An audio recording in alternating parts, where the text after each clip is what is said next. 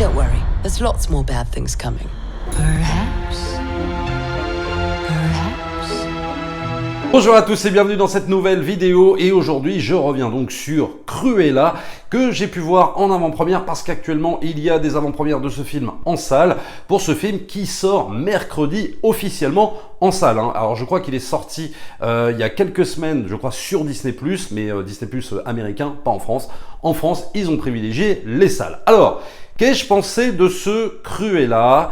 Eh bien, pas grand-chose de bien, c'est-à-dire qu'il y a des choses, oui, qui sont honnêtes sur la forme, et ça, on va en parler, parce que j'aime beaucoup le réalisateur d'ailleurs, mais pour moi, Cruella, c'est un problème d'écriture de personnages, pas forcément de péripéties, mais surtout de personnages, et surtout de points de vue. On va en parler, évidemment, dans cette vidéo. Alors, tout d'abord, sur la forme, pour moi, c'est pas que c'est irréprochable, mais disons que c'est quand même un film très propre. Pourquoi? Parce que il y a Greg Gillespie, réalisateur que j'adore, évidemment, à la réalisation. Et Greg Gillespie, c'est le réalisateur du récent Moi, Tonya, superbe film que je vous recommande sur la patineuse Tonya Harding, avec Margot Robbie dans le rôle titre. Si vous l'avez pas vu, franchement, mais alors foncez, c'est un film absolument génial, maîtrisé de bout en bout, hyper bien écrit pour le coup. Et donc là, ça pouvait évidemment augurer de quelque chose de très intéressant par rapport à cette vision de Cruella, c'est-à-dire en fait faire une espèce d'origin story. Alors, sur l'origin story, j'ai envie de te dire qu'on aura cette origin story, mais seulement le problème, c'est que ça amène à quelque chose qui, pour moi, finalement, ne tient pas à ses promesses. C'est-à-dire que, je rappelle quand même que sur l'affiche, on te vend Emma Stone en Cruella. Et finalement, je trouve que tout au long du film, eh bien, elle n'est pas si cruelle que ça, en fait. Et c'est le problème que me pose ce film, en fait. Donc la réal est très bonne parce que Greg Gillespie fait parler son sens du rythme, il donne du caractère, du mordant à son film, réellement, vraiment. Après, il y a des petits défauts dans sa mise en scène, mais ça, on va en parler un petit peu plus tard. Mais très franchement, sur la recréation, justement, du Swinging London des années 70 et tout, je trouve quand même que c'est assez réussi. Après, il y a quand même des choses qui, pour moi, sonnent très artificielles, mais disons que ce réalisateur cadre très bien, il a vraiment, comme je le dis, un véritable sens du rythme. Ça lorne beaucoup aussi, on va pas se mentir, du côté de Scorsese, et ça on le voyait déjà dans le film Moi, Tonya, bien sûr, on s'est dit, c'est quand même très très scorsésien, mais à la limite ça me gênait pas trop. Là, on fait un peu une redite de ça, mais disons que, bon, allez, ça passe sur la forme, parce que quand même, tout ce qui est production design, montage, l'emploi de la musique et tout ça, c'est quand même plutôt réussi. Donc on va quand même pas bouder notre plaisir sur la forme. Après, sur l'écriture, c'est quand même autre chose. Alors Emma Stone a dit que Cruella met face à face une infâme vilaine et une ennemie plus effroyable encore dans l'effervescence punk du long des années 70, et c'est l'une des œuvres les plus sombres jamais réalisées pour Disney. Alors moi, j'ai envie de temporiser tout ce que dit Emma Stone parce que je trouve qu'elle exagère énormément. Déjà, quand elle parle de Cruella comme une infâme vilaine, je ne l'ai pas vraiment ressenti comme infâme vilaine, très sincèrement. On va en parler, vous inquiétez pas. Et puis, film le plus sombre des studios Disney. Alors oui, ça peut apparaître comme ça, effectivement, parce que oui, on n'est pas dans des couleurs chatoyantes, il n'y a pas de numéros musicaux, il n'y a pas tout ça, etc. Il y a ce côté, oui, qui se voudrait punk, qui se revendiquerait punk, mais malheureusement pour moi, tout ça fait évidemment extrêmement artificiel. C'est-à-dire qu'effectivement, on va utiliser des codes, une recréation de ces années-là, dans le long de ces années-là, mais j'ai envie de te dire qu'on est quand même très très loin d'un film subversif. Pour moi, Joker se rapprochait réellement, si tu veux, presque d'un film punk, tu vois. Alors je dis pas que c'est un film punk, mais presque, voilà, vraiment. Il y avait ce côté subversif totalement assumé. Là, c'est un peu faussement subversif. Après, on va pas se mentir, on est dans une production Disney, donc on s'adresse aussi à des enfants, qu'on peut pas faire non plus un film à la Joker, bien évidemment. Mais à ce moment-là, est-ce que c'était réellement une bonne idée de le situer dans ce contexte-là? Après la vision du film, je m'interroge quand même pas mal. Alors avant de rentrer dans le vif du sujet par rapport à ce qui m'a dérangé, on va juste parler rapidement de la bande originale. Bon, qui est plutôt bien, mais c'est un peu le problème. Alors, qu'il y avait aussi un peu sur Moi, Tonya. C'est-à-dire qu'on a quand même l'impression là d'avoir un film jukebox. Alors on va tout nous mettre, Supertramp, les Bee Gees, les Stones, enfin bon, tout va y passer. Et le souci c'est qu'à un moment donné, il y a trop de musique, et même voir des musiques, si tu veux, qui sont reprises de pubs qu'on voit actuellement. Donc à un moment donné, tu as vraiment cette impression un peu désagréable de réentendre ce que tu entends sur le petit écran. C'est-à-dire que si, effectivement, on a envie de singer Scorsese, sur ce côté-là, sur cet emploi de la BO, en n'utilisant pas, si tu veux, un compositeur officiel et en prenant, par exemple, ce que j'appelle un peu, voilà, un film jukebox, c'est-à-dire en prenant tel artiste, etc., à la limite, fais-moi écouter des morceaux que j'ai pas déjà entendus 100 000 fois, tu vois. Et le problème, c'est que là, on nous ressort, alors comme Together des Beatles, alors même si c'est par un autre chanteur et tout ça, bon, ok, mais il y a un moment donné, t'en peux plus, quoi. C'est-à-dire que c'est des morceaux que t'as déjà entendus 1000 fois.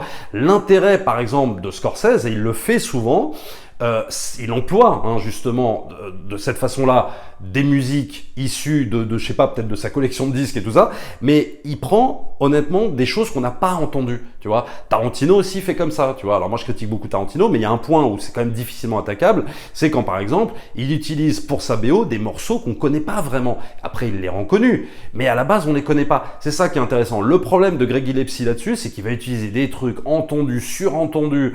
Je te dis même des trucs que t'entends dans les pubs actuellement, quoi. Donc à un moment donné, c'est un peu, je trouve, une surdose de son. Le problème, qu'ils sont censés appuyer des scènes plus ou moins intéressantes, mais le problème, c'est que ces morceaux sont tellement éculés qu'à un moment, t'en peux plus, quoi. Bon, là maintenant, on va rentrer plus ou moins, bon, dans les parties spoilers. Il y aura du mini spoiler, il y aura du plus gros spoiler. Donc bon, si vous n'avez pas vu le film, quittez la vidéo, vous reviendrez me voir après. Je commencerai par le truc qui m'a le plus gêné, c'est justement, est-ce que la promesse est tenue par rapport à l'affiche, par rapport au trailer, par rapport au personnage mythique de Cruella d'Enfer? Pour moi, non, c'est pas tenu, très clairement. Et donc, c'est pour ça que je parlais d'un problème d'écriture de personnage et peut-être même de scénario, quoi. C'est-à-dire qu'en gros, Cruella, elle est pas cruelle. Cruella, c'est l'histoire finalement d'une vengeance, c'est l'histoire d'une émancipation, d'une affirmation d'une jeune femme. Mais pas de la cruauté, de la méchanceté, en fait. Et donc, je trouve qu'à ce niveau-là, eh bien, la promesse n'est pas tenue. Pourquoi? Tout simplement parce que ils ne veulent tellement pas écorner le personnage qu'ils sont obligés de mettre une autre antagoniste, en la personne d'Emma Thompson. Alors, le personnage d'Emma Thompson, il est très intéressant parce qu'on a quand même Emma Thompson qui campe, si tu veux, cette espèce de femme hyper arrogante, etc., mais qu'on a vu un peu 1000 fois aussi dans Le Diable s'habille en Prada, joué par Meryl Streep, et aussi quelque part par Glenn Close qui jouait elle, Cruella d'Enfer, dans le remake Disney des années 90. Et donc, si tu veux, déjà le personnage, tu dis ouais, mais il n'y a rien de nouveau sous le soleil, c'est-à-dire qu'on l'a déjà vu 1000 fois, ce genre de truc. Mais le problème, c'est que c'est elle en vérité, la véritable Cruella, tu vois ce que je veux dire? Et donc, celle qui se fait appeler Cruella pendant tout le film, c'est-à-dire qu'Emma Stone, pour moi, ça marche pas du tout. C'est-à-dire qu'en fait, Cruella, oui, elle est badass, oui, elle a du caractère, très bien, ok, mais est-ce qu'elle est cruelle? Non. Mais clairement, non. Donc pour moi, la promesse n'est clairement pas tenue. C'est-à-dire que si on veut raconter une origin story, en mettant des nuances, en racontant les traumas de pourquoi tu deviens méchant, c'est intéressant, et c'est ce qu'on tente de nous raconter dans la première partie du film. Et donc là, tu te dis, ah ouais, c'est bien. Et donc du coup, avec ses traumas, voilà, elle va passer tous les paliers de la méchanceté, elle va devenir la méchante ultime. Comme, en fait, on pouvait espérer dans un film qui s'appelle Cruella. Mais le problème, c'est que, passer, si tu veux, les traumas qui sont intéressants, moi je dis pas, en fait, elle devient pas, c'est pas la méchante du film, quoi. C'est-à-dire qu'elle doit affronter une véritable méchante. Et tu te dis, ouais, mais ça sert à quoi donc d'avoir pris tout ça, Cruella, Emma Stone, machin, de me l'avoir vendu comme ça? Pour moi, ça ne marche pas. Mais très clairement. Mais ça, c'est le même problème qu'ils ont eu avec Maléfique, avec Angelina Jolie. C'est-à-dire que Maléfique avec Angelina Jolie, alors on te cherche évidemment les circonstances atténuantes de « ouais, mais pourquoi elle est devenue maléfique, etc. » Donc, ok, c'est intéressant, mais seulement, pendant tout le film, elle n'est pas vraiment maléfique, en fait, Maléfique. Alors que, dans le dessin animé d'origine, c'est la véritable antagoniste, c'est la véritable méchante, elle est cruelle, elle est horrible. Et là, le problème, c'est qu'on t'en fait un truc, ah ouais, non, en fait, on veut mettre des méchants, mais ouais, mais non, en fait, ils seront pas vraiment méchants. À ce moment-là, le faites pas. À ce moment-là, ne dépeignez pas des méchants Disney. Parce que si vous voulez faire des live-action sur des méchants Disney, il faut qu'ils restent méchants, quoi. Sinon, je vois pas l'intérêt de les transformer, de les rendre gentils, très sincèrement. Je ne vois absolument pas l'intérêt de ce truc. Et c'est exactement ce syndrome-là. C'est même l'incarnation du problème maléfique, en fait. Cruella. C'est exactement ce qu'on voit. Donc du coup, qu'est-ce que ça entraîne au niveau de la mythologie des 101 Dalmatiens? Parce que en fait, tout est là. Eh bien, c'est que tu as par exemple les deux acolytes, Horace et Jesper, qui sont dans les 101 Dalmatiens réellement les bouffons en fait de Cruella, et qui sont plutôt marrants, parce qu'ils sont gauches, parce qu'ils ont envie de supporter en fait Cruella, mais bon, ils y arrivent plus ou moins et tout ça, mais c'est plutôt très sympa. Bah là, en quoi ils sont transformés? Bon, ils sont encore très potiches, mais à la limite, c'est même pas le problème. C'est que là, ils sont dépeints en gentils, orphelins, machin, etc. Et donc, on te sortirait presque les violons sur Horace et Jesper. Et donc là, tu dis, bah non, pour moi, ça marche pas, quoi. Enfin, j'avais envie de voir Horace et Jesper, comme je les voyais à la limite dans le dessin animé, mais en live, quoi. Et là, bah non, mais là, tu me les transformes totalement. Donc en fait, il y a un inversement des points de vue, c'est-à-dire que même là, et c'est toujours spoiler, hein, bien évidemment, mais c'est-à-dire que là, les Dalmatiens deviennent méchants. Pourquoi pas? C'est une bonne idée, tu vois, cet inversement des points de vue. Mais cet inversement des points de vue a une limite. C'est-à-dire qu'à un moment donné, Cruella ne peut pas être la méchante, puisqu'elle va devoir se venger, puisqu'on est dans une quête vengeresse, par rapport à quelqu'un qui est plus méchante qu'elle, qui a beaucoup plus de caractère, et qui, elle, a un véritable plan. Et donc du coup, bah, Cruella a ses limites en termes de cruauté. Elle peut pas être plus cruelle qu'elle ne l'est. Et puis elle ne l'est même pas du tout. Je répète, c'est une quête de vengeance et c'est une quête d'affirmation. Donc, alors elle passe par toutes les étapes, elle est voleuse, etc. Elle se fait humilier, machin, etc. Ok, pourquoi pas. Mais surtout, c'est une victime. Elle est victime, victime, victime. Mais pourquoi ne pas avoir transformé ce statut victimaire en quelque chose d'extrêmement méchant? Mais c'est pas du tout ce qu'ils ont fait. Pas du tout. On en est très loin. Cruella, on la respecte. Cruella, limite, on l'aime. Cruella, on a de l'empathie pour elle. Alors que moi, Cruella, j'avais pas vraiment d'empathie pour elle. Je vous recommande de regarder un film qui est bien meilleur à mon sens. C'est le remake justement par les studios Disney dans les années 90, scénarisé d'ailleurs par John Hughes, des 101 Dalmatiens, où là, tu avais une Glenn Close qui campe Cruella et qui est véritablement Cruella. Voilà. Elle est cruelle, elle est méchante, t'as juste envie qu'elle meure à la fin du film. Bah, c'est ça que j'ai envie de voir. Et elle était sur l'affiche, pareil, etc. Et on te le vend comme ça. Bah là, c'est un film qui, pour moi, tient ses promesses. Alors tu vas me dire, ouais, mais bon, là, on est dans un remake, voilà, vraiment des 101 Dalmatiens. D'accord.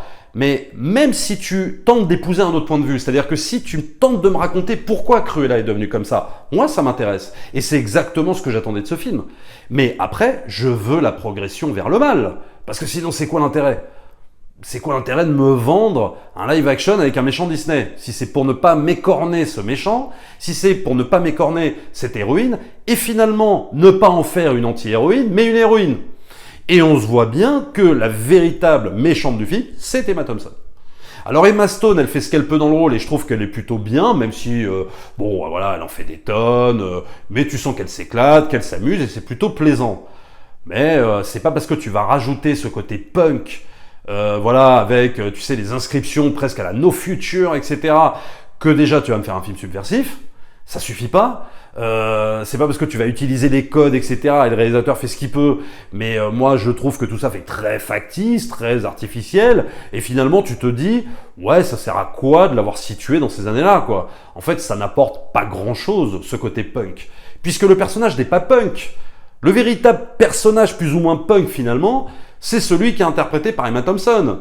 Malgré ses apparences de grosse bourgeoise et tout ça. Bah finalement, c'est elle le punk du film, tu vois. La punk du film. Mais Emma Thompson, elle n'est pas punk du tout.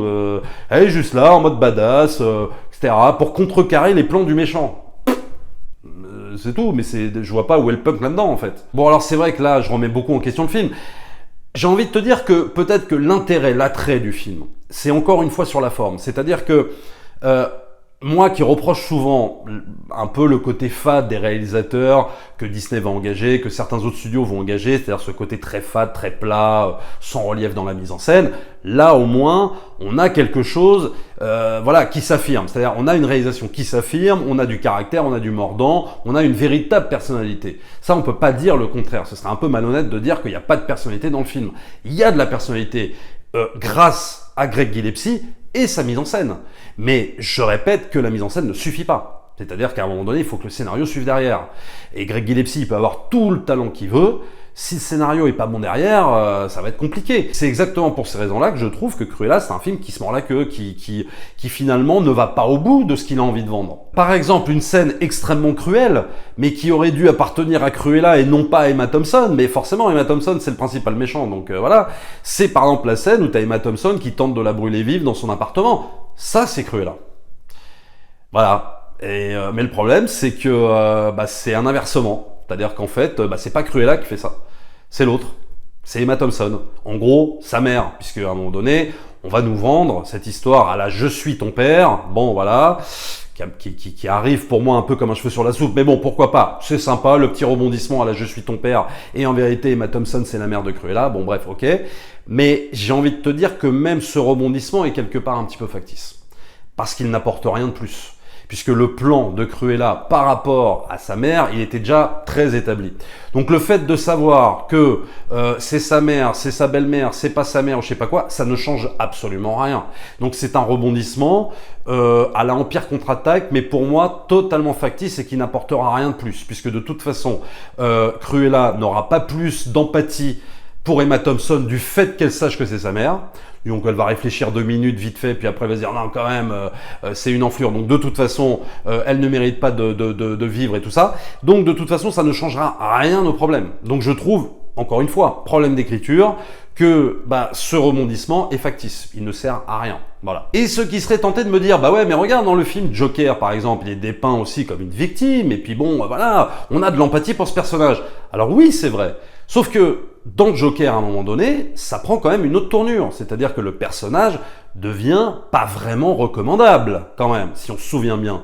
Et c'est en ce sens que c'est un film punk aussi, Joker. Bien plus qu'un film comme Cruella, avec tous les codes des trucs punk. C'est que Joker devient un film où tu as de plus en plus de mal à pouvoir avoir de l'empathie pour ce personnage et surtout à pouvoir t'identifier à ce personnage-là. C'est un mec qui tue des mecs à bout portant, il est complètement taré au bout d'un moment, donc il devient véritablement le Joker. Donc finalement, j'ai envie de te dire que la promesse est tenue par rapport à ce qu'on m'a vendu sur l'affiche, à ce qu'on m'a vendu dans les trailers. La promesse est totalement tenue. Là, dans Cruella, c'est totalement l'inverse. Le seul truc que je peux espérer par rapport à Cruella, puisque normalement ils vont en faire un deuxième, voilà, le film devrait marcher, ils vont en faire un deuxième, il n'y a pas de problème. Est-ce que finalement, dans le deuxième opus, on va pas avoir là véritablement Cruella d'enfer, c'est-à-dire voilà, méchante, sans antagoniste derrière parce qu'il n'y en a pas besoin, et donc elle se suffit à elle-même en tant que méchante, en tant qu'antagoniste principal. Donc là, oui, ce serait intéressant, mais si jamais on te refait le coup du 1 en te disant non, il faut pas trop écorner Cruella parce que peut-être que pour l'image d'Emma Stone ce serait pas très bien, et donc du coup on va te mettre encore un autre antagoniste par-dessus elle, ça sert à rien. Moi, c'est bon, stop, ils m'auront pas une deuxième fois, quoi. Tu vois ce que je veux dire? Donc, il y a un moment donné, il faut quand même bien comprendre que Cruella, à un moment, doit le devenir. Parce que pour moi, ce sera encore tromperie sur la marchandise. Voilà ce que je pouvais vous dire, en gros, sur ce film Cruella. Alors, c'est pas qu'on passe un mauvais moment. Je trouve quand même l'intrigue un peu longue, qu'elle s'étire beaucoup.